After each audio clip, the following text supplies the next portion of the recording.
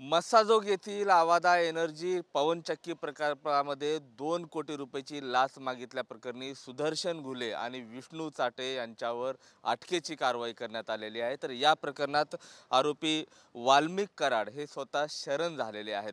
मात्र त्याच प्रकरणामध्ये वाल्मिक कराड यांना बीड शहर पोलीस स्टेशनमधल्या CID लॉकअपमध्ये जे आहे ते ठेवण्यात आलेलं आहे।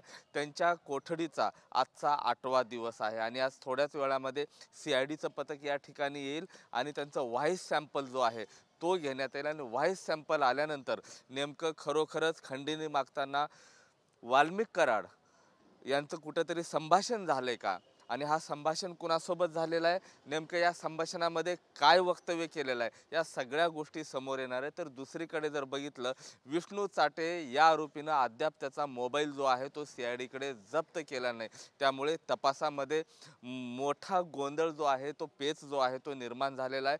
त्यामुळे विष्णू चाटे याच्या परळीतल्या आणि केजमधल्या घराची देखील झाडाझडती आज होण्याची मोठी शक्यता आहे। एकंदरीत बघता हे 2 आरोपीवर सध्या CID कडनं चौकशी चालू आहे। तर तिसरीकडे वाल्मिक कराड यांच्या देखील व्हॉइस सॅम्पलची जी आहे आता तयारी सुरू करण्यात आलेली आहे। थोड्याच वेळामध्ये CIDचं पथक इथं येईल आणि व्हॉइस सॅम्पल घेऊन जाईल आणि त्यानंतर मात्र अनेक गोष्टी बाहेर येण्याची शक्यता आहे। कॅमेरा पर्सन विनोदसह मी महेंद्र कुमार मुधोळकर, TV9 मराठी, बीड।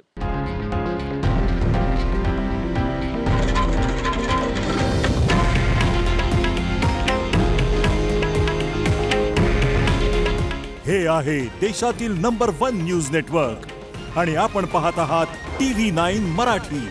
काळजी तुमची, हित महाराष्ट्राचं।